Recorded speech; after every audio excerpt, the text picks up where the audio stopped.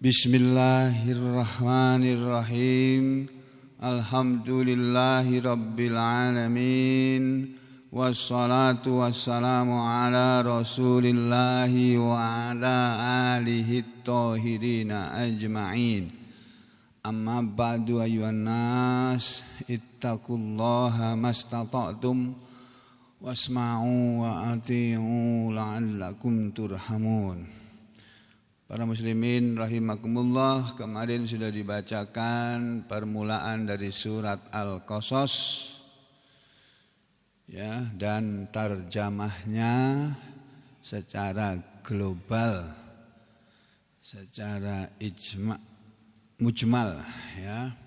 Maka mari sama-sama kita melihat bagaimana atau apa yang telah ditulis oleh para ulama tentang makna atau maksud dari ayat-ayat yang kemarin sudah kita baca bersama, yaitu tafsirnya, penjelasannya, tafsir suratil Qasas. Yang surat ini adalah Makkiyah, yang turun di Mekah atau turun sebelum Rasulullah SAW hijrah ke Madinah. Wa ayatuha, dan ayat-ayatnya berjumlah samanin wa samanuna, 88. Benar enggak itu 88? Betul ya. Kita lihat kemarin dari ayat 1 sampai dengan ayat 6, tetapi dari versi para ahli tafsir. Kalau kemarin kan saya yang menerangkan dari guru saya ketika dulu mengaji ya. Sudah diterangkan tentang ayat yang pertama, to sin min, bahwa kata Ibnu Katsir, sungguh telah lewat pembicaraan terhadap huruf-huruf potongan, huruf-huruf yang merupakan huruf potongan ya, to, sin, min, gitu ya. Terus ayat yang kedua juga sudah disampaikan tafsirnya, tilka ayatul kitabil mubin, yaitu maksudnya ya ini, tilka ini artinya ya inilah ayatul kitabil mubin, ayat-ayat yang jelas. Jadi kata Allah, a'udzu billahi minasyaitonir rajim. Tilka ayatul kitabil mubin. Maksudnya inilah ayat-ayat Al-Qur'an yang jelas. Yang kata Ibnu Katsir, ayat Al-Qur'an ini jelas ya. Ini loh, jelas, terang benderang, dan membuka atau menerangkan terhadap segala yang benar-benar dari segala perkara. Perkara-perkara yang benar. Jadi yang diterangkan dalam Al-Quran semua perkara atau semua urusan itu urusan yang benar, perkara yang benar. Gak ada urusan yang gak benar dibahas dalam Al-Quran itu gak ada. Semua pembahasan dalam Al-Quran itu semua itu urusan yang benar. Gak ada tipu daya, gak ada rekayasa, gak ada. Itu isi Al-Quran itu begitu. Yang dimaksud dengan al-mubin, dia jelas, terang benderang, dan membuka atau menerangkan tentang kebenaran-kebenaran segala perkara, dan juga tentang ilmu, tentang segala ilmu disebut dalam Al-Quran. Segala macam ilmu sudah yang dikenal oleh manusia disebut di dalam Al-Quran, walaupun secara garis besarnya saja. Termasuk ilmu perdagangan disebut juga, bagaimana berdagang yang baik. Disebut dalam Al-Quran itu. Nah, di sini kan banyak pedagang itu. Contohnya mana? Kita lihat nih contohnya. Sebentar.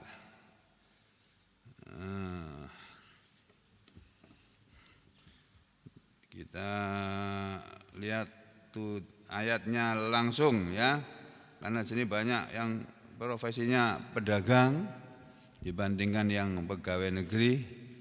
Ya, kita lihat ayat tentang perdagangan. Ah. Taradin.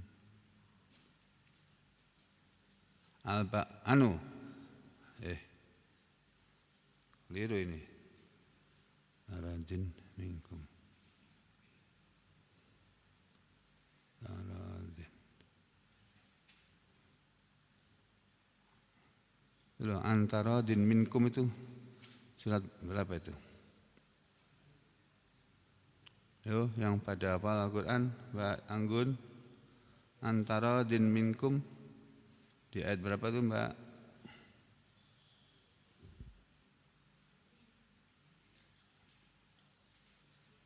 Taradin Duh.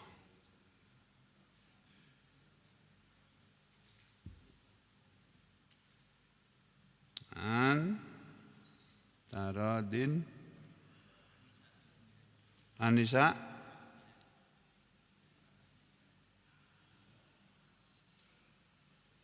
29 ya.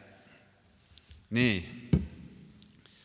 aku nyari di kamus karena nggak hafal. Yang hafal harusnya langsung tak gitu.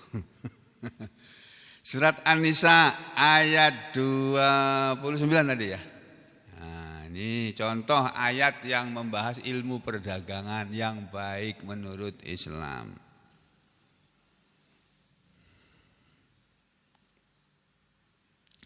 A'udzu billahi minasy syaithanir rajim.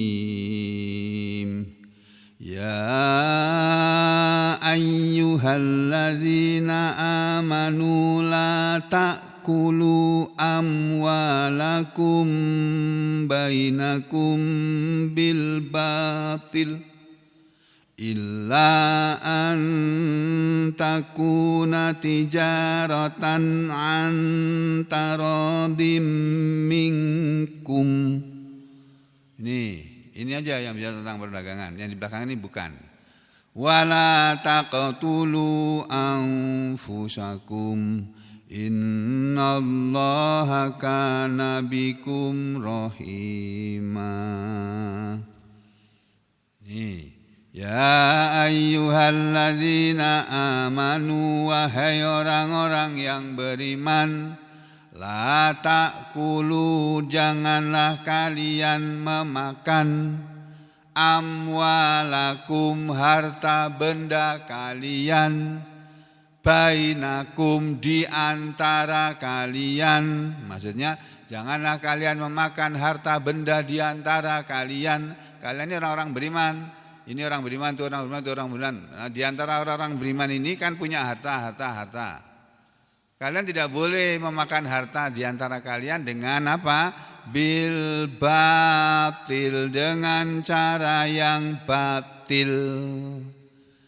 Ya, illa, selain, kecuali, antakuna, bahwasanya adalah dia apa? Dia amwal itu tadi, harta-harta kalian itu, kecuali harta-harta kalian yang dia itu tijarah, berupa harta perdagangan, illa antakuna tijarah, kecuali kalau adalah dia itu harta tadi merupakan harta dagangan yang diperdagangkan antara minkum, dengan atau dari keridhaan di antara kalian. Jadi saling ridho antara penjual dengan pembeli. Kalau dalam ilmu fikih orang mau beli itu, saya beli ya, beli. Nah, saya jual ya, saya beli. Itu akad dagang. Dalam ilmu fikih itu kayak gitu dibahas. Nah, yang saya hidup di Jawa sampai tua, sampai umur dewasa, kalau beli di warung ya, tumbah niki Bu, ya, nggih monggo niki pinten regine sementen, nggih Bu niki nggih, gitu aja. Kalau saya pertama kali kaget, saya datang di Banjarmasin, mendarat di Kalimantan itu pertama kali itu di Banjarmasin. naik pesawat Jatayu. Nah aku baru ingat sekarang nama pesawatnya. Sekarang udah nggak ada pesawat itu Jatayu itu. Ya, bagus pesawatnya itu sebetulnya, warnanya bagus, warnanya pink cantik itu. Pesawatnya kok bagus ya warnanya ya, pertama kali lihat. Saya Jatayu, saya dari Jogja naik Merpati ke Jakarta, terus transit Jakarta. Saya berdua, saya sendirian waktu itu, masih sendiri belum sama ibunya. Terus mendarat di Jakarta, terus transit dibawa lagi terbang ke Banjarmasin pakai Jatayu. Karena tinggal bangkai aja pesawatnya. Kalau sudah lihat di bangkai di Bandara Soekarno-Hatta itu masih kelihatan ada pesawat Jatayu itu bangkainya. Nah itu saya turun terus dijemput oleh ketua kepala Kimia Farma yang dulu orang Sampit, sekarang sudah jadi petinggi di Kimia Farma Pusat. Jadi pernah jadi wakil direktur utama bagian tenaga apa namanya itu yang ngurus karyawan itu apa namanya? Aduh ya, sumber daya manusianya. Terus dijemput sama dia, dibawa ke Palangkaraya. Nah dalam perjalanan dari bandara Banjarmasin yang dulu masih jelek bandaranya, sekarang udah bagus. Saya baru sekali loh itu terbang lewat Banjarmasin. Loh gede banget bandaranya, jauh jalannya itu, ya jauh jalannya itu. Wih. Terus dulu masih kecil bandaranya. Nah saya dibawa dari bandara menuju Palangkaraya. Nah, waktu itu sampai di Banjarmasin sekitar jam 4 waktu Banjar. Terus sudah ambil bagasi semua sudah selesai. Terus pergi kita dari bandara jalan menuju ke kota. Nah di tengah jalan saya bilang sama yang menjemput, Pak, saya mau berhenti cari air mineral dulu. Turun di warung kecil itu, Bu ini berapa? Nah, terus ya harganya segini. Oh ya sudah saya ambil ini ya. Terus orangnya ngomong gini, jual ya Pak, dia nyerahkan air ini. Jual ya Pak. Aku ramudeng waktu itu. Aku jawab gimana ini? Ternyata jawabannya ya beli ya, saya beli gitu. Kasih uangnya gitu. Ya Pak ya. Jual beli, ya itu gitu, akad perdagangan itu begitu. Akad nikah kan, saya nikahkan engkau dengan anak perempuan saya yang bernama ini, disebut namanya, jangan sampai nggak disebut namanya, nanti anak perempuannya ada banyak, nanti semuanya dinikahi nanti, sebut namanya yang jelas. Terus yang omongin gitu. Menjawab, saya terima nikahnya dia untuk saya dengan mas kawin ini dibayar tunai apa kontan? Tunai apa kontan? Dibayar tunai, kontan atau diutang? Boleh diutang, boleh mas kawin itu. Hah? Apa? Kredit. Bukan kredit lah. Dibayar utang itu. Boleh. Saya terima nikahnya dia untuk saya dengan mas kawin dibayar tunai atau utang. Oh alah, belum punya harta kok ngelamar anak orang. Nah, jadi saya pertama kali itu tahu dari sana, dari Banjarmasin. Oh di sini gitu ya, masya Allah. Malah sesuai dengan syariat Islam tuh orang Banjarmasin itu, masya Allah. Ini Huda ini belum pernah nih, sekali-kali ajak ke Banjarmasin nih. Ya. Kali-kali kalau liburan, mumpung di sini, nanti kalau sudah pulang ke Jawa nggak mungkin kamu ke Banjarmasin lagi sudah. Kalau aku kan masih mungkin, aku itu senang tinggal di sini kenapa? Masih bisa kemana-mana kalau udah di sini. Tapi kalau udah di Jawa, aku kerja di Jawa nggak akan mungkin kembali ke Sampit lagi sudah. Nengok pun nggak mungkin sudah. Kalau sudah pindah ke Jawa. Tapi kalau saya masih di sini masih bisa kemana-mana, masih bisa ke Jawa bisa, ke Madura bisa, ke Sumatera bisa, ke mana-mana bisa. Di sini cari duit. Kalau kata Haji Dan cari uan itu. Ya ngaji sambil cari uan gitu. Jadi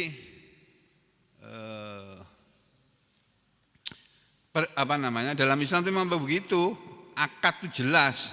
Nah ini Allah mengajari kita, hei orang-orang yang beriman, janganlah kalian memakan harta benda di antara kalian dengan cara yang batil, dengan cara yang tidak benar, dengan cara yang salah atau sesat. Kalau Kementerian Agama di halaman berapa itu Pak? 83? 83 ya? Ya, nih Kementerian Agama mengatakan ayat 29 itu apa ini?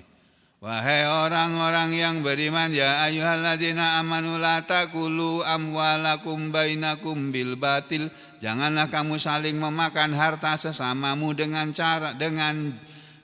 jalan yang batil, yang tidak benar. Batil jadikan tidak benar. Ya. Illa antakuna tijaratan antara dimingkum, kecuali dalam perdagangan yang berlaku atas dasar suka sama suka. Yang boleh suka sama suka dilaksanakan dalam Islam itu berdagang, bukan berzina.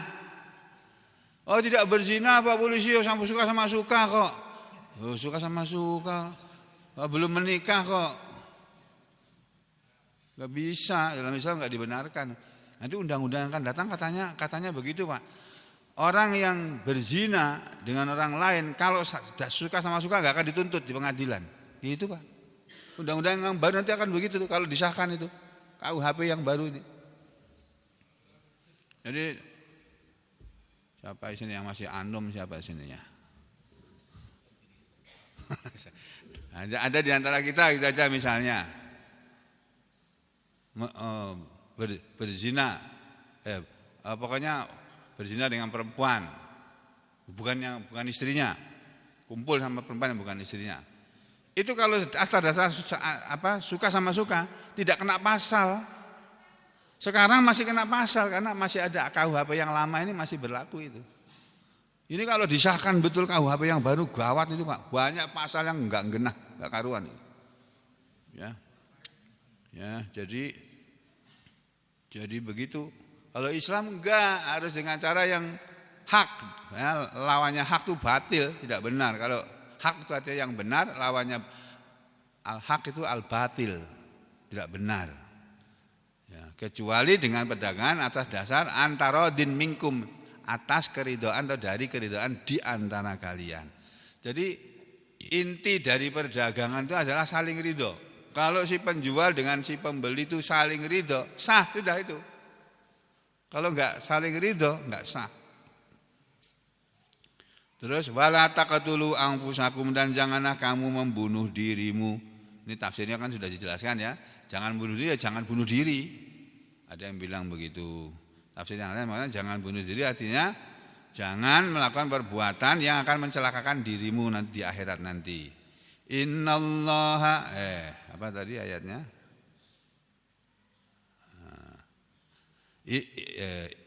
Innallaha kana bikum rahima, sesungguhnya Allah itu membuat aturan perdagangan seperti ini karena Dia Maha Penyayang kepadamu. Karena Allah sayang sama kamu. Kalau kamu berdagang enggak saling ridho, nanti yang ada berantem. Kamu curang, kamu ambil kata mau kamu bayar. Enggak kamu bayar. Itu banyak loh Pak, pedagang-pedagang yang diutang enggak dibayar. Banyak toh? Oh, saya punya pasien langganan setia, pasien pasar subuh. Pasar subuh. Pasar subuh itu yang dekat PPM tuh, yang dekat Bank Mandiri itu tuh ya. Dekat Kodim itu ya. Nah, itu. Pedagang itu cerita sama saya, "Dok, saya bukan mau pamer, Dok ya. Saya itu sering loh ditipu orang. Ngambil barang saya banyak sampai belasan juta, ada yang sampai puluhan juta, enggak dibayar. Tak cari-cari orangnya enggak ada." Saya bilang, "Salah sampean dalam hatiku lah, sampean mau digitukan kok." Nah, dulu awalnya lancar, ambil bayar. Ya harusnya tetap begitu terus. Jangan terus ambil bayar karena sudah percaya, terus dia ngambil buahnya, pas tidak bisa dipercaya, wis entang. Makanya Islam mengajari kita hati-hati. Hati-hati. Enggak bisa kita percaya sama orang 100% enggak bisa. Ya, kadang-kadang kita sendiri tidak bisa dipercaya. Astagfirullahaladzim. Jadi Islam itu ngajari begitu. Saling suka, saling ridho di antara kalian. Jadi aturan Islam ini untuk kebaikan semuanya ini. Nah, kembali ke ayat yang sedang kita bicarakan tadi ini ya. Jadi Al-Quran itu jelas karena dia membahas semua perkara yang benar. Bahkan bukan hanya itu, wa ilmi, dan Al-Quran juga membuka, menyingkap ya dari segala ilmu tentang apa saja yang sungguh telah terjadi dan apa yang dia sedang terjadi atau bahkan yang akan terjadi juga. Diberitakan dalam Al-Quran itu. Nah, itu tafsir Ibnu Katsir. Kalau Ibnu Jarir At-Tabari, beliau menjelaskan makna dari ini tilka ayatul kitabil mubin. Inilah ayat-ayat Al-Quran yang jelas. Yang dimaksud jelas kata Imam Ibnu Jarir, tilka ayatul kitabil mubin itu maksudnya hadhihi, ini ayatul kitab, ayat-ayat Alkitab Al-Quran, alladzi anzaltuhu, yang aku telah menurunkannya, ilaika, kepadamu ya Muhammadu, wahai Muhammad. Itu al-mubin, Alkitab ini al-mubin, yang jelas. Al-Quran itu jelas. Jelas bagaimana? Jelas satu, makna jelas itu adalah annahu min indillah, bahwa Al-Quran itu dari Allah, berasal dari Allah. Itu bukan omongan Muhammad itu. Walaupun yang membacakan Nabi Muhammad SAW, tapi kata Allah itu bukan omongan engkau Muhammad, tapi itu aku yang berfirman, aku yang ngomong itu. Wa annaka, dan jelas bahwa wa annaka, dan jelas bahwasanya engkau Muhammad lam tataqawwalhu, engkau tidak mengarang-arangnya, mengomong-ngomongkan berdasarkan omonganmu. Al-Quran itu bukan omongan kamu Muhammad. Walam tatakharrashu, dan Al-Quran bukan sesuatu yang engkau membikin-bikin dia. Al-Quran itu bukan bikinanmu, dia jelas dari Allah dan jelas dia bukan omonganmu. Itu Ibnu Jarir menerangkannya begitu, kata-kata al-mubin. Kalau Qatadah, ahli tafsir Qatadah yang ditulis dalam kitab Ibnu Jarir, tafsir Ibnu Jarir, mengatakan yang dimaksud mubin, yakni mubin itu maksudnya yakni ya, bahwa Al-Quran itu adalah jelas, yakni mubinun, jelas. Wallahi, kata Qatadah, Al-Quran itu demi Allah, kata ahli tafsir Qatadah, jelas dia. Jelas apanya? Bukan yang disebut di depan tadi, bukan itu saja, bukan bahwa dia dari Allah, dia bukan omongan Muhammad, bukan karangan Muhammad, tapi juga jelas barakatuhu, kebaikannya, barokahnya, jelas. Jadi orang yang baca Al-Quran itu dapat pahala 1 huruf 10, itu jelas, benar itu. Kalau kita niatnya ikhlas, bukan karena pamer, bukan karena ingin dipuji, itu jelas kebaikannya akan kita dapat. Bukan hanya jelas barokahnya, warusduhu, dan kebenarannya juga jelas. Demikian juga wahudahu, dan petunjuknya juga jelas.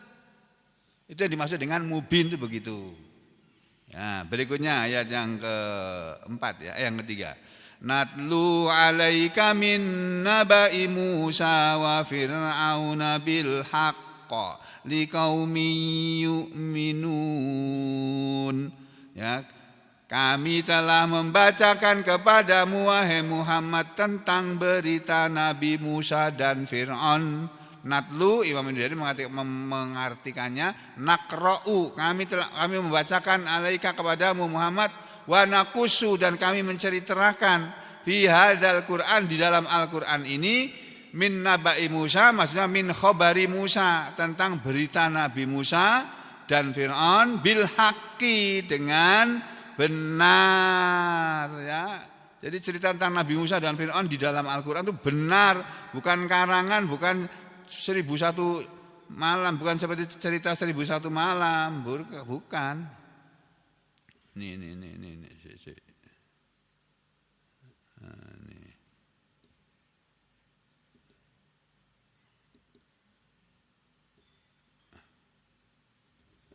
Jadi benar Al-Quran ini cerita tentang Fir'aun dan Nabi Musa. Maka kami bacakan kepada engkau Muhammad bil haqqi, ya ini bisidqi dengan benar, liqaumi yu'minun, untuk orang-orang yang beriman. Orang yang beriman yaitu yusaddiqun, orang-orang yang membenarkan bil Qur'ani kepada Al-Qur'an. Jadi orang yang beriman itu orang yang membenarkan Al-Qur'an. Nah kita kalau mengaku beriman harus menganggap semua ayat Al-Quran ini benar, nggak ada yang salah, nggak ada yang palsu, nggak ada yang sesat, nggak ada yang keliru, semuanya benar. Tuh. Kalau Ibnu Jarir mengatakan liqaumi yu'minun, Al-Quran ini diturunkan berita tentang Nabi Musa dan Fir'aun ini kami bacakan kepadamu dengan benar bagi orang-orang yang beriman. Maksudnya liqaumin, bagi kaum, bagi orang-orang yang yusaddiquna, mereka membenarkan bihadzal kitab, kepada Alkitab ini, Al-Quran ini. Kalau Ibnu Katsir menjelaskannya, kami ceritakan kepadamu Muhammad tentang Fir'aun dan Nabi Musa dengan benar, kama qala, sebagaimana dia Allah telah, kama qala ta'ala, sebagaimana dia Allah yang maha tinggi telah berfirman di dalam surat Yusuf, bunyi ayatnya. Kalau di sini bunyinya nahnu natlu alaik, apa tadi? Natlu alaika. Oh tadi ayatnya.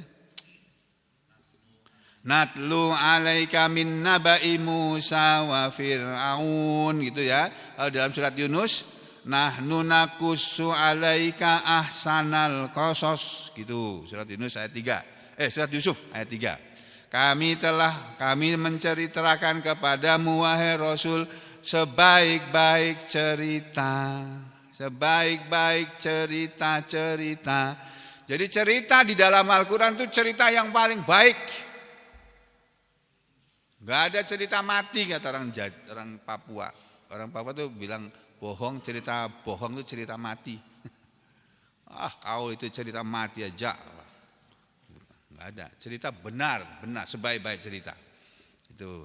Ya, ini kata Ibnu Katsir yang dimaksud ayat 3 ini, yaitu nadzkuru laka, kami sebutkan kepadamu Muhammad al-amra, perkara, ala makana alaih, atas apa yang terjadi padanya.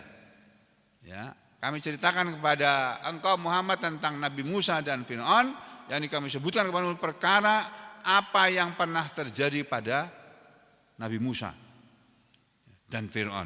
Ka'annaka, seolah-olah engkau Muhammad dengan membaca Al-Quran ini, tusahidu, engkau menyaksikan sendiri, saking jelasnya cerita dari Allah kepada Nabi Muhammad SAW lewat Al-Quran ini, seolah-olah kamu menyaksikan peristiwa yang terjadi antara Nabi Musa dengan Fir'aun. Wa ka'annaka hadir, dan seolah-olah engkau hadir, ada di sana, ada di waktu Nabi Musa dan Fir'aun itu hidup, seolah-olah engkau hadir di sana, saking jelasnya. Nah, bagaimana cerita tentang Fir'aun? Allah mulai ceritanya dengan ayat ini. Ini loh, Fir'aun ini modelnya kayak begini Muhammad. Inna fir'auna ala fil ard wa ja'ala ahlaha syi'a yastad'ifu ta'ifatan minhum yudhabbihu abna'ahum wa yastahyi nisa'ahum innahu kana minal mufsidin. Tuh, ini Muhammad cerita tentang Fir'aun itu begini loh. Inna fir'auna, sesungguhnya Fir'aun itu ala. Kemarin saya mengatakannya merasa tinggi, dari kata ali, ala, aliyun. Dari kata ala, ya'lu, uluan atau dan seterusnya ya. Tasrifnya tuh yang hafal yang pinter tasrif. Saya enggak pinter tasrif. Jadi tahu aja, cuma enggak pinter. Sekedar tahu. Sesungguhnya Fir'aun itu dia merasa tinggi. Allah diartikan oleh Imam siapa ini namanya, Imam Al-Baghawi, istakbaro. Fir'aun itu takabur orangnya, sombong. Yang kedua watajabbaro, dan dia itu ya sama ini, tajabbaro juga merasa berkuasa, merasa paling kuasa, merasa paling besar, merasa paling berkuasa. Wa ta'azzama, dan merasa paling agung, paling besar juga. Sama. Sama dengan Ibnu Katsir juga mengatakan takabbaro, Allah itu takabbaro, bukan istakbaro tapi takabbaro, takabur Fir'aun itu. Wa tajabbaro sama dengan ini Al-Baghawi, ya merasa berkuasa, paling berkuasa. Wa ta'azzama dan merasa besar. Saking merasanya berkuasa itu semua aturan dirubah sama dia. Pokoknya harus nurut Fir'aun. Fir'aun itu mengubah-ubah aturan sesuai maunya dia. Kebiasaan Bani Israel itu dilarang semua sama Fir'aun. Ya, dilarang pokoknya. Harus nurut Fir'aun. Nah, kemudian wa togho, Ibnu Katsir menambahkan Fir'aun itu togho, melampaui batas dia. Kelewat batas sudah, melanggar batas. Nah, kita ini melanggar batas marka lalu lintas ya kena tilang nih. Ditilang. Siapa yang berani menilang Fir'aun waktu itu? Enggak ada. Fir'aun yang dimanapun berada, yang mungkin di Indonesia juga ada Fir'aunnya, enggak ada yang berani. Dia melanggar aturan, dia dibiarin aja seolah-olah tidak terjadi. Nih gara-gara peristiwa Vina, heboh, Kejaksaan Agung diserbu pasukan Densus, tenggelam kan ceritanya. Jenderal B yang melakukan yang korupsi timah 271 triliun, enggak ada kabarnya lagi sudah. Tertutup oleh kabar Vina. Wis entek-entekane ngapusi tok. Akhirnya cuma kebohongan saja. Dibatalkan oleh pengadilan. Dalam pra-peradilan itu. Bebas itu yang namanya Peggy siapa, aku juga enggak kenal Peggy, enggak tahu Peggy. Aku enggak ngikuti, cuma dengar-dengar aja. Jadi saudara sekalian, itu Fir'aun itu modelnya kayak begitu. Dia sombong. Nah. Mau ditemui, enggak mau dia. Enggak sembarang orang bisa ketemu sama dia. Dicegat di pintu istana itu. Siapa kamu mau ketemu Fir'aun? Gitu. Itu model Fir'aun itu kayak begitu. Lain dengan Umar bin Khattab. Umar bin Khattab sing tenanan loh, yang sungguhan loh, bukan Umar bin Khattab yang sekarang ini, bukan. Umar bin Khattab yang sungguhan itu, beliau tidak punya istana, tidak punya pas pampres, tidak punya. Cuma punya satu pelayannya saja. Kemana Umar pergi dia melayani dengan setia. Namanya siapa nanti cari, saya nggak hafal. Umar bin Khattab itu pernah ada tamu dari Romawi mau ketemu yang namanya Umar bin Khattab, pengen kenalan, pengen omong-omong, pengen diskusi, datang jauh-jauh dari Romawi ke Madinah, kepengin ketemu. Dalam bayangan Kaisar Romawi itu, wah ini penguasa Arab yang baru ini, dari penguasa dari Arab yang menggantikan Nabi Muhammad, yang mereka bilang Muhammad itu kayak apa orangnya, istananya ya. Wilayahnya sekarang jadi luas. Seluruh Jazirah Arab itu di bawah kekuasaan Umar. Sampai ke Mesir di bawah kekuasaan Umar sudah. Jazirah Arabia kalau sekarang sudah berapa macam negara saja tuh, termasuk Uni Emirat Arab, termasuk Yaman, termasuk Libanon, termasuk Palestina segala itu. Palestina enggak termasuk ya. Jadi di Mesir ya. Ya termasuk, ya pokoknya itu sampai lihat di peta itulah. Namanya Jazirah Arab. Itu dulu di bawah kekuasaan Umar bin Khattab semuanya itu. Sampai ke Persia, sampai ke Iran. Di bawah kekuasaan. Ya, itu semuanya tuh Pak mesti di bawah kekuasaan Umar bin Khattab. Bayangannya kaisar itu istananya mewah. Ternyata dicari sampai di Madinah, kamu tahu enggak di mana istana Umar bin Khattab itu, di mana Umar bin Khattab tinggal? Ketemu sama orang di jalan itu, rombongan Kaisar Romawi itu. Ayo aku tunjukkan, dibawa rombongan itu. Dibawa loh. Kamu bawa kemana ini? Udah ikut aku, sudah. Nanti kamu kan mencari Umar kan?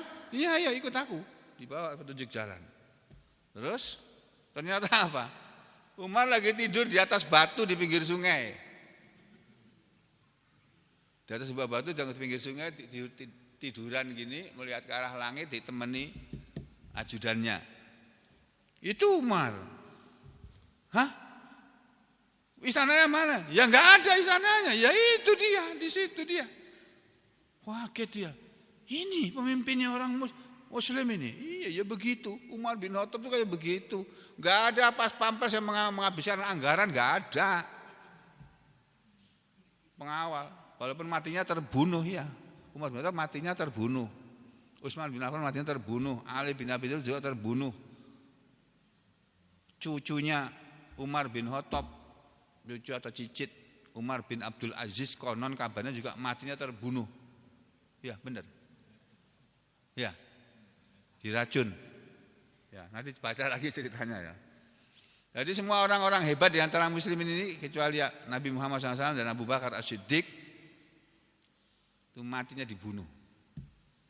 Orang baik itu begitu itu. Kalau orang nggak baik ya yang bunuh Allah sendiri. Nanti. Tenang aja, saudara, tenang aja. Fir'aun yang kecil, yang ada yang kecil pun yang besar yang ada di negeri ini atau di negara mana, nanti akan dipites oleh Allah itu. Kalau kutu dipites gitu.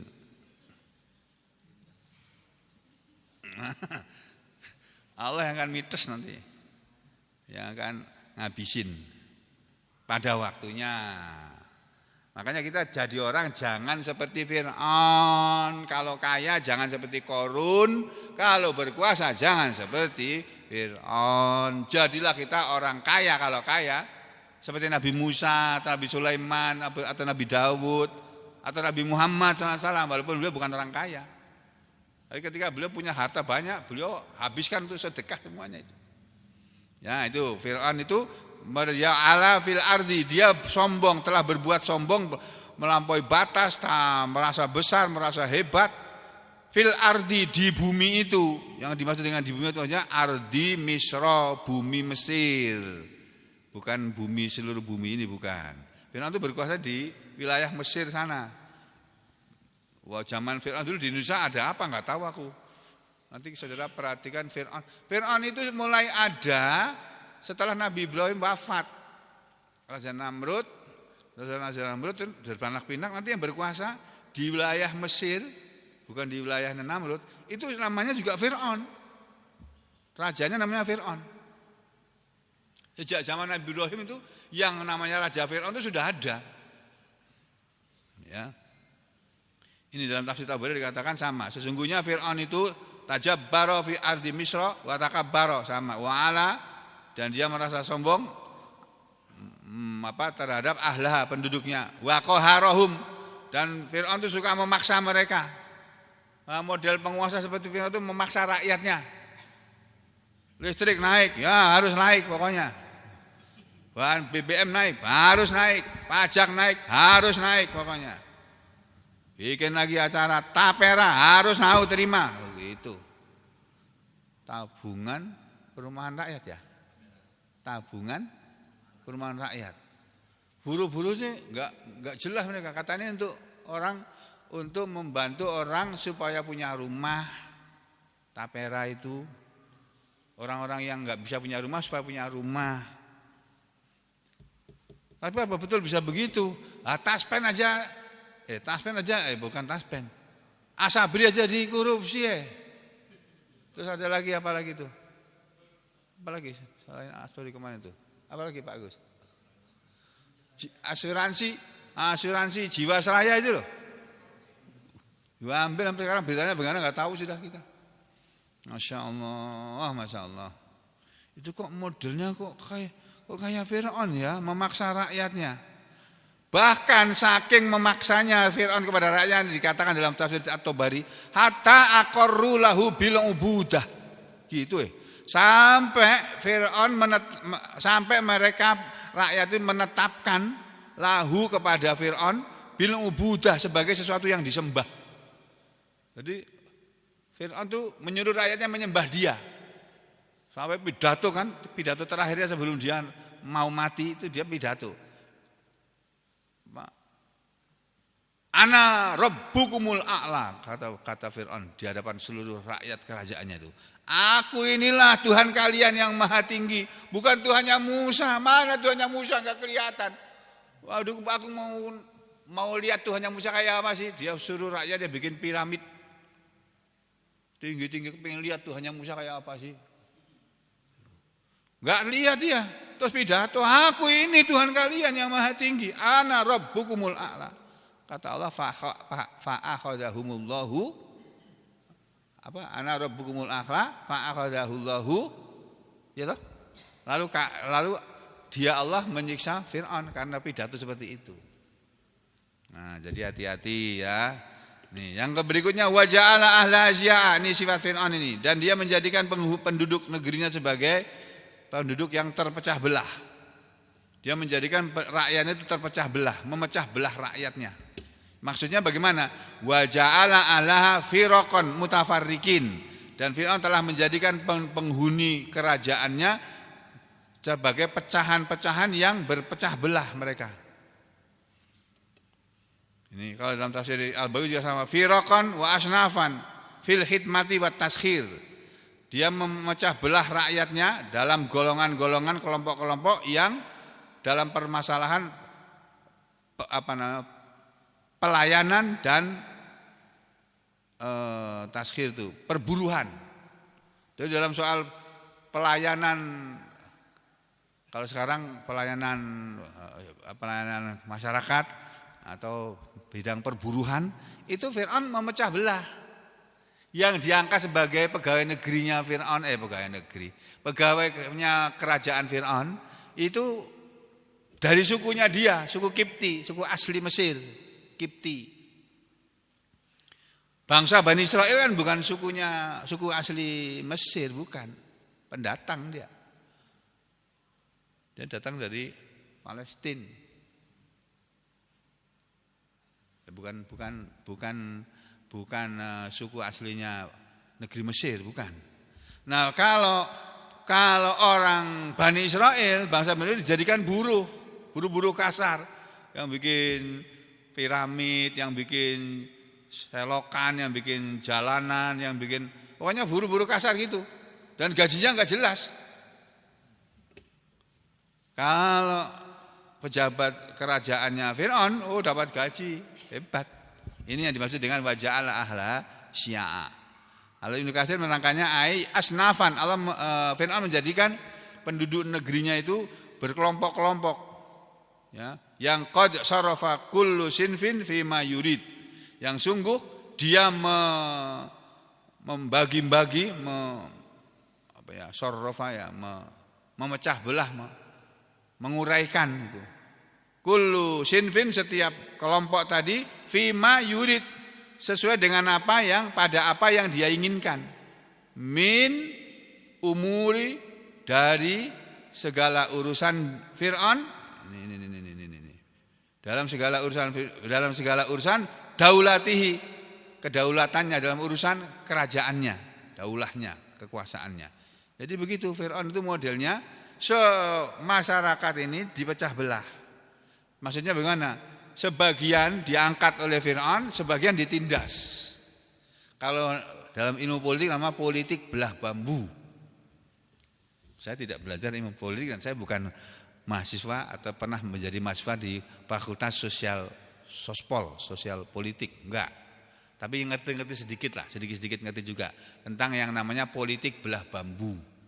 Itu politik belah bambu, itu politiknya Fir'aun itu. Jangan saudara jalani kayak begitu. Rakyat yang ada di suatu negara atau suatu negeri atau suatu kerajaan, itu rakyat Anda, wahai para raja, wahai para penguasa. Semuanya itu rakyat Anda, jangan dipecah belah, disatukan. Negara ini juga dasarnya itu persatuan Indonesia loh. Gimana sih? Katanya persatuan Indonesia, kok dipecah belah? Nah, itu model Fir'aun itu memecah belah rakyatnya, satu diinjek, yang satu diangkat. Makanya menurut sebagian ahli tafsir, bagaimana cara Allah memecah belah ayatnya ini? Yastad'ifu ta'ifatan minhum, dia melemahkan satu kelompok di antara mereka. Jadi satu kelompok dilemahkan, ditindas gitu loh. Siapa yang dilemahkan? Yakni Bani Israel. Bangsa Bani Israel yang dilemahkan. Bangsanya Fir'aun, bangsa Kipti diangkat. Itu diterangkan oleh Ibnu Katsir, wa kanu, dan adalah mereka Bani Israil fi dzalikal waqti, di waktu itu, di waktu Fir'aun berkuasa, itu khiyaro ahli zamanihim, merupakan sebaik-baik penduduk di zaman mereka. Penduduk yang baik di zaman Fir'aun dulu, penduduk yang berkebangsaan Bani Israil. Mereka itu warga kerajaan Fir'aun yang baik. Itu bangsa Bani Israil, sebaik-baik warga penghuni kerajaannya Fir'aun di zaman mereka dulu. Ada ini yang baik, ini bangsa Bani yang baik ini, waqad sulita alaihim, sungguh telah dikuasai terhadap mereka. Yang menguasai siapa? Yang dikuasakan oleh Allah kepada siapa? Hadzal malik, ya, si penguasa ini yaitu Fir'aun, yang al-jabbar, yang merasa besar, merasa hebat, al-anid, yang sifatnya suka menentang siapa saja yang tidak nurut sama dia, wa yastamiluhum fil akhosil a'mal. Caranya dia menindas rakyatnya adalah, ya, yastatifu ta'ifatan minhum, melemahkan rakyatnya dengan cara yastamiluhum, Fir'aun mempekerjakan rakyatnya tadi yang dia tindas tadi, fi akhosil a'mal, di pekerjaan-pekerjaan yang rendah-rendah, akhos yang hina, tukang sapu, tukang apa lagi, pokoknya pekerjaan yang rendah-rendah itu loh Pak, itu dilemahkan, ditindas, harus nurut gitu. Ya kurang lebih lah sama seperti seluruh kepala desa dikumpulkan, ya, awas ya, ingat ya, kalau kamu enggak mendukung aku perkarakan 1 miliar dana desa itu, takut semua tuh kepala lurah itu. Diancam itu aja selesai sudah. Nah, itu model Fir'aun kayak gitu Pak. Halo, ini masih mendengar nggak ini kok? Oh, masih mendengar ya. Terus wa yakudduhum lailan wa naharon. Nih kelakuannya Fir'aun nih. Yakuddu, kada yakuddu, kadan, menekan, memaksa. Wa yakudduhum, dan Fir'aun itu suka memaksa rakyatnya yang dia tekan, yang dia tindas tadi, lailan wa naharon, memaksa untuk kerja. Lailan wa naharon, di waktu siang, malam dan siang. Fi asghalihi, dalam kesibukannya, dalam kesibukan Fir'aun. Wa asghali ra'iyatihi, dan dalam kesibukan rakyatnya. Dari rakyatnya dibikin sibuk oleh Fir'aun untuk kepentingan Fir'aun. Itu model Fir'aun itu kayak begitu. Padahal seharusnya yang namanya raja itu melayani rakyatnya. Raja yang baik itu melayani rakyatnya. Apa keperluan rakyatnya, apa kebutuhan rakyatnya, dia berusaha untuk memenuhi kebutuhan rakyat. Itu raja yang baik, seperti Nabi Sulaiman, seperti Raja Sulaiman, Raja Dawud. Tuh Pak, kita jadi pengurus masjid melayani nih jamaah masjid ini. Apa keperluan jamaah masjid ini kita layani? Dari mana uangnya? Ya dari uang bersama. Pengurus masjid bukan orang sugih-sugih semua. Enggak ada konglomeratnya di sini kok. Ya kita sama-sama. Yang bisa menolong gitu. Itu Fir'aun enggak begitu modelnya dia. Dia paksa rakyatnya kerja siang malam untuk keperluan dia. Ya, ini menurut tafsir ilmu kaji. Kalau tafsir Al-Baghawi yang dimaksud dengan Fir'aun itu melemahkan sebagian rakyatnya, itu arada bita'ifah, yang Allah maksud dengan sebagian adalah Bani Israel. Ya sama dengan tafsir ilmu kaji tadi. Tsumma fassara, kemudian Allah menjelaskan al-istid'af, kata Al-Baghawi, bagaimana cara Fir'aun menekan rakyatnya, menindas rakyatnya, ya ini dengan cara yudzabihu abna'ahum wa yastahyi nisa'ahum. Dengan cara Fir'aun menyuruh menyembelih anak laki-laki mereka, anak laki-laki dari bangsa Bani Israel, dan membiarkan hidup anak-anak perempuannya Bani Israel. Kalau yang lahir laki-laki dibunuh, bayi laki-laki dibunuh. Kalau yang lahir bayi perempuan dibiarkan hidup. Karena zaman itu perempuan sebenarnya satu lemah, belum ada itu yang namanya Ibu Kartini punya itu apa namanya? Emansisasi itu loh. Belum ada emansisasi.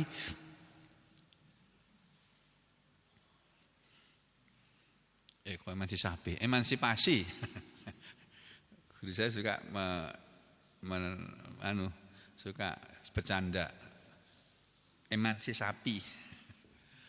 Kalau beliau menyebut kebudayaan itu kebudayaan. Kebudayaan. Guru saya suka bercanda begitu. Kebudayaan ini kebudayaan gitu loh. Udah kerbo ngaco lagi itu. Ya. Nabrakin orang.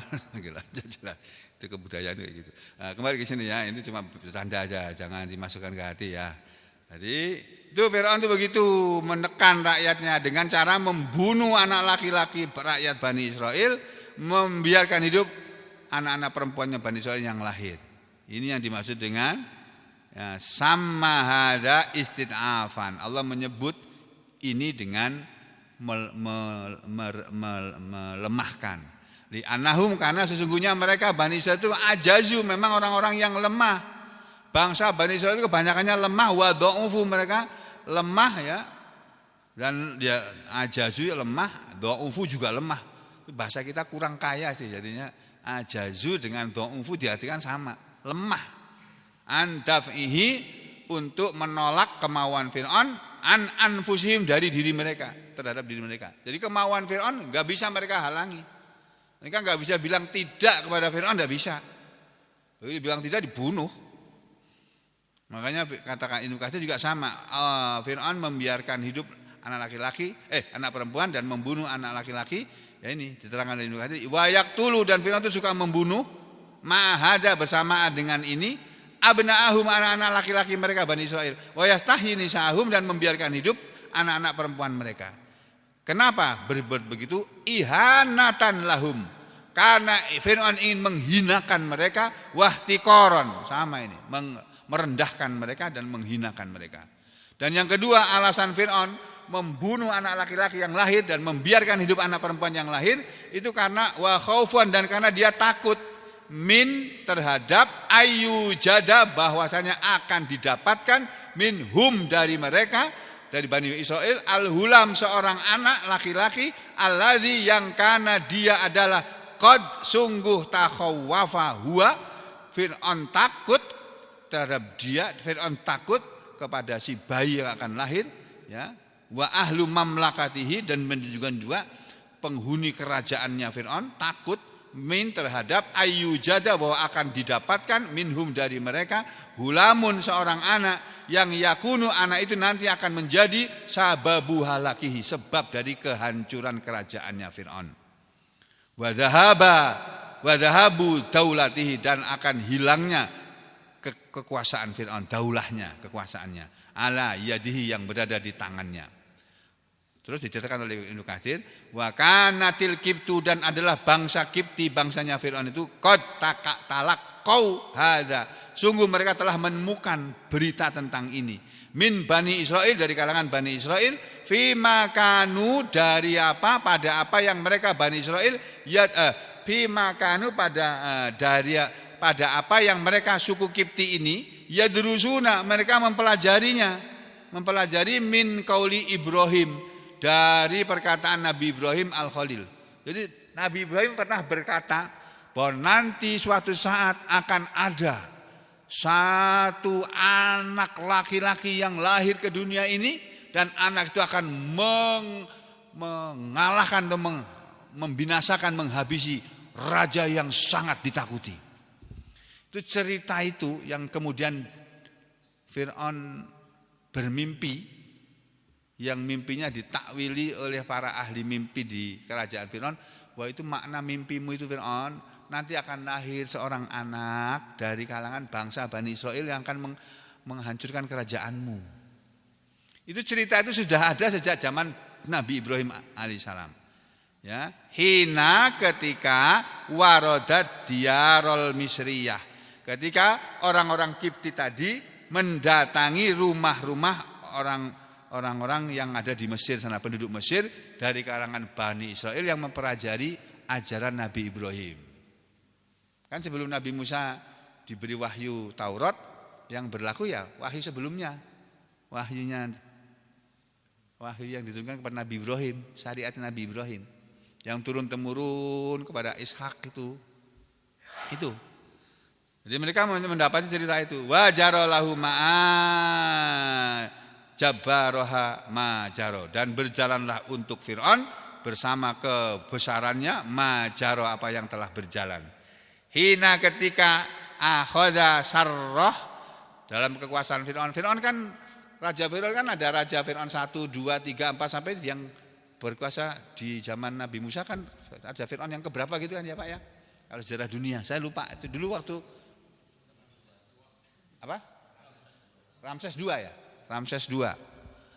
Nah itu apa namanya? Di masa Fir'aun yang setelah yang apa dekat dengan zaman Nabi Ibrahim itu, Nabi Ibrahim pernah mengalami hina ketika itu akhoda Fir'aun yang ada di zaman Nabi Ibrahim, karena Nabi Ibrahim disuruh pergi dari daerah Kan'an menuju ke Mekah kan, itu melewati Mesir kan. Nah, dia melewati Mesir, di Mesir sana Raja Fir'aun itu dulu suka pokoknya kalau lihat perempuan cantik langsung diambil itu aja, dijadikan istrinya. Itu Raja Fir'aun. Jadi Fir'aun itu macam-macam. Fir'aun bukan hanya satu Fir'aun yang ada di zaman Nabi Musa. Ada Fir'aun yang dulu pernah berkuasa, sukanya itu kepada perempuan-perempuan cantik. Nah, istri Nabi Ibrahim Siti Sarah ini cantik rupanya. Nah, ketika Nabi Ibrahim berdua karena dia berdakwah di kerajaan Namrud kan, nggak ada yang nerima, rajanya nggak mau, bapaknya juga nggak mau, dia disuruh Allah hijrah, meninggalkan kerajaan Namrud tadi, terus melalui kerajaannya Fir'aun ini. Di dalam kerajaan Fir'aun ini ketahuan ini Ibrahim membawa perempuan cantik istrinya ini. Nah, ditangkap Sarah oleh Fir'aun, atas perintah Fir'aun menangkap istri Nabi Ibrahim yang bernama Siti Sarah tadi, lihat takhidah jariatan, untuk Fir'aun menjadikan istri Ibrahim tadi sebagai gundiknya, sebagai selirnya. Fa sanahallahu minhu. Tapi kemudian Allah melindungi Sarah dari Fir'aun. Wa mana'ahu, dan Allah menghalangi Fir'aun minha, dari Sarah, bi qudratihi, dengan kekuasaan Allah, wa sultanihi. Fa basyara Ibrahimu alaihi salam, maka Nabi Ibrahim alaihi salam pun memberikan kabar gembira tentang apa? Waladahu, keturunannya, anak turunnya, annahu, bahwasanya sayuladu, nanti akan dilahirkan, kelak akan dilahirkan, min sulbihi, dari sulbinya Nabi Ibrahim, wa dzurriyyatihi, dan dari keturunan Nabi Ibrahim melalui Ishak, Nabi Ishak, man, seseorang yang yakunu, dia akan menjadi halaku maliki Misra, yang menghancurkan kerajaan Mesir, ala yadaihi, pada kedua tangannya. Fakanatil Kiptu, maka jadilah orang-orang Kipti tatahaddatsu, mereka suka bercerita bihadza, dengan cerita ini, inda Fir'aun, di hadapan Fir'aun. Jadi menurut satu versi riwayat yang lain, orang-orang Bani Israil cerita kepada Fir'aun tentang nanti akan lahir seorang anak gitu. Nah, karena Fir'aun mendengar cerita seperti itu, fahtaroza Fir'aunu, maka Fir'aun pun berhati-hati, waspada, min dzalika, terhadap berita tadi. Wa amaro, dan Fir'aun memerintahkan biqotli, untuk membunuh dzukuri Bani Israil, semua laki-laki Bani Israil, semua laki-laki, semua anak laki-laki yang lahir. Ya. Walan yanfa, dan tidak bermanfaat ternyata, hadzarun min qadarin, rasa takutnya Fir'aun terhadap ketetapan Allah. Rasa takutnya Fir'aun itu ternyata, ya dia sudah bikin kebijakan yang untuk melindungi dirinya, itu kalah dengan ketetapan Allah. Makanya saudara, kalau sekarang ada orang berkuasa, di segala bidang dia berkuasa, sampai saking berkuasanya apa yang dia mau harus terlaksana,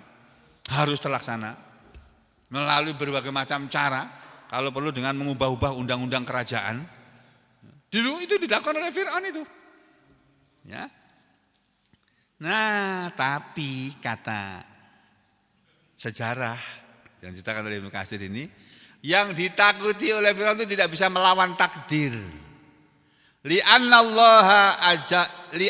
karena ajalallah, ketetapan Allah, ajal Allah, waktu yang Allah tetapkan, idza jaa, ketika sudah datang, la yuakhkhar, tidak akan bisa diundurkan. Walikulli ajalin kitab, dan untuk setiap waktu, setiap ajal itu kitabun, ada ketetapannya. Setiap waktu itu ada ketetapannya. Ada waktunya orang berkuasa, ada waktunya orang tidak berkuasa. Mudah-mudahan Pak Prabowo ini termasuk orang yang dijaga oleh Allah. Itu aja sudah harapan kita. Ya, saya anak tentara, saya senang sama tentara. Prabowo tentara, mudah-mudahan dia tentara yang nasionalis benar-benar seperti omongan dia. Seperti omongannya Pak Prabowo itu. Nah, setelah nanti dilantik jadi presiden, mudah-mudahan dia kembali bahwa negara ini harus dijaga. Jangan sampai bubar di tahun 2030. Karena dia sendiri yang bikin buku Indonesia bisa bubar di tahun 2030 nih kalau caranya begini nih.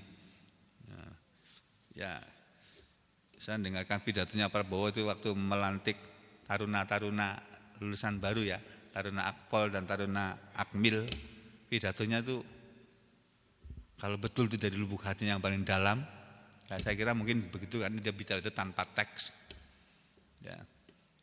Dia bicara itu, wah omongannya nih berseberangan dengan Jokowi nih. Tapi ya nggak tahu lah kita orang kecil nggak tahu apa-apa. Kita cuma melihat kok begitu pidatonya. Wah bagus ini pidatonya. Menurut sampean bagus. Kalau menurut yang lainnya mungkin wah ini bahaya nih Prabowo ini. Nah, juga kembali sini lah. Kita nggak ngurusi Pak Prabowo.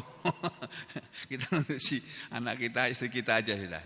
Innahu sesungguhnya, di sini dikatakan innahu kana minal mufsidin. Sesungguhnya Fir'aun itu adalah termasuk orang-orang yang berbuat kerusakan.